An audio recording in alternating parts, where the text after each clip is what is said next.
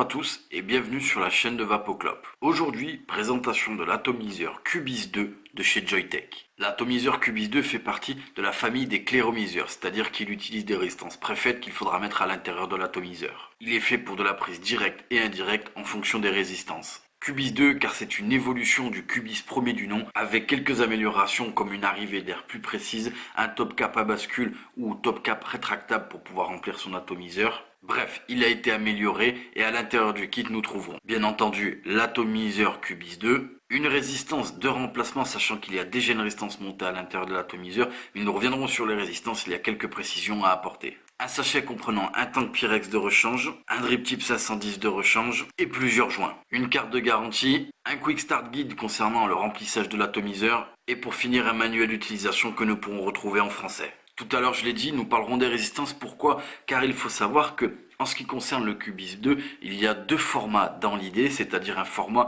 qui peut contenir 3,5 ml et un format qui peut contenir 2 ml. Mais la différence de format vient tout simplement des résistances. En aucun cas, l'atomiseur change. C'est le même atomiseur, mais il y a des résistances qui sont plus grosses, d'autres plus petites, donc on peut mettre plus ou moins de liquide, et c'est là où réside la différence de version. C'est pour ça que nous ferons un focus sur les résistances juste après. En ce qui concerne l'atomiseur proprement dit, il mesure une hauteur approximative de 43 mm pour un diamètre de 22 mm, un poids de 37 grammes et du coup une contenance entre 3,5 et 2 ml en fonction de la résistance montée. Il est muni au centre d'un tank en Pyrex et d'une carcasse en stainless steel. Au sommet de l'atomiseur, on le voit, on a une sorte de drip tip. Quand on vient l'enlever, on le voit, c'est pas un drip tip au sens propre du terme, c'est un cover qui vient recouvrir ici cette partie métallique. Mais bien entendu, ici, en haut, nous avons une connexion type 510, donc on pourra mettre un drip type 510 de notre choix. Nous avons ensuite ici une sorte de petit top cap, on le voit, il y a ici une flèche, donc je vais devoir ici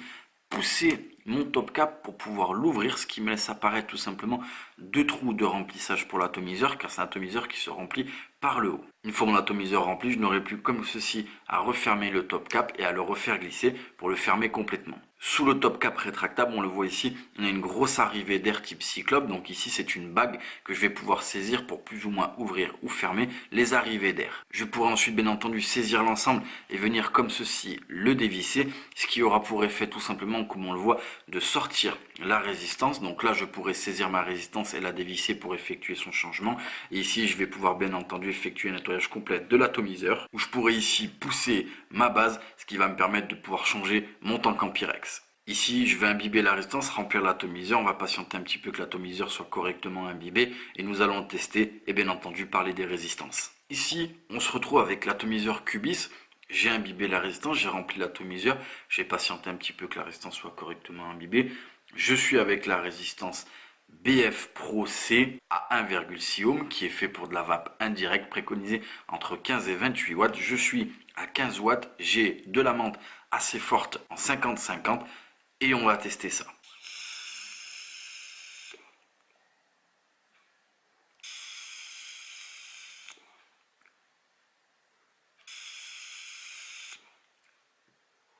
En ce qui concerne l'arrivée d'air, j'étais réglé avec une arrivée d'air au maximum puisque c'est une menthe qui est très forte, donc j'ai besoin d'arrivée d'air, mais bien entendu j'aurais pu restreindre l'arrivée d'air grâce à la bague d'arrivée d'airflow. Bref, vous l'avez vu, ça fonctionne bien. Personnellement, j'ai une très bonne restitution de la saveur, c'est une menthe que je connais très bien et j'ai une très bonne restitution du hit. En ce qui concerne les résistances, je l'ai dit, il y a deux types. Le premier pour une version 3,5 ml, donc des résistances ma foi assez fines. C'est une des résistances qu'on nous donne de remplacement, on le voit, c'est cylindrique et petit, et nous avons les résistances qui sont faites pour une version 2 ml, celle qui est montée à l'intérieur, on le voit, qui est beaucoup plus large. Quoi qu'il en soit, peu importe la version que nous avons, à l'intérieur ce sont les mêmes résistances, c'est juste la taille qui change. Donc que ce soit pour la version 3.5 ou la version 2, les préconisations et les résistances en termes de ohm sont les mêmes. À savoir juste que, en ce qui concerne la version 3,5, donc les résistances assez fines, elles s'appellent les Pro C BF, et les résistances qui sont plus larges s'appellent les Pro C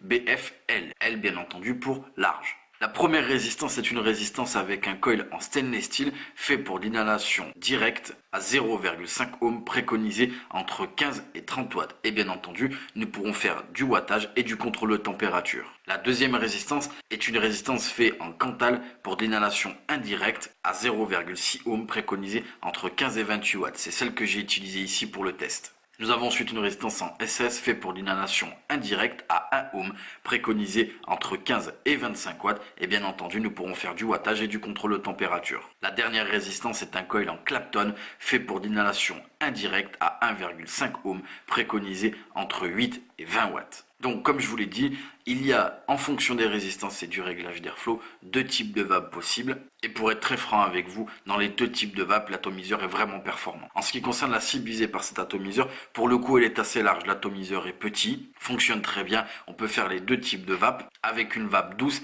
et une vape un petit peu plus énervée. Donc c'est un atomiseur qui est assez versatile. Un débutant peut commencer avec ce genre d'atomiseur avec de la vape indirecte aux alentours de 1 ohm ou 1,5 et le jour où il a envie de découvrir la vape en prise directe, il pourra alors basculer sur les résistances un peu plus basses, ouvrir son airflow et avoir une vape directe. Bien entendu, quand je l'ai dit, on a une vape qui peut être un peu plus énervée, on n'est pas non plus très fort en wattage, donc c'est à ce moment-là où le vapoteur va devoir changer. S'il veut commencer à avoir une vape en prise directe avec des arrivées d'air très larges et très puissantes, c'est pas cet ato qu'il lui faudra. Mais avant d'arriver là, il y a du chemin. Et donc du coup, cet ato peut convenir à pas mal de personnes. Car en plus des différents types de vapes et de l'évolution du vapoteur, il pourra aussi, en fonction des résistances, commencer à utiliser le contrôle de température. Donc cet atomiseur s'adresse autant aux débutants qu'aux vapoteurs un peu plus expérimentés. Voilà, ce sera tout pour l'atomiseur Cubis 2 de chez Joyetech et nous vous remercions d'avoir regardé cette vidéo sur la chaîne de VapoClub.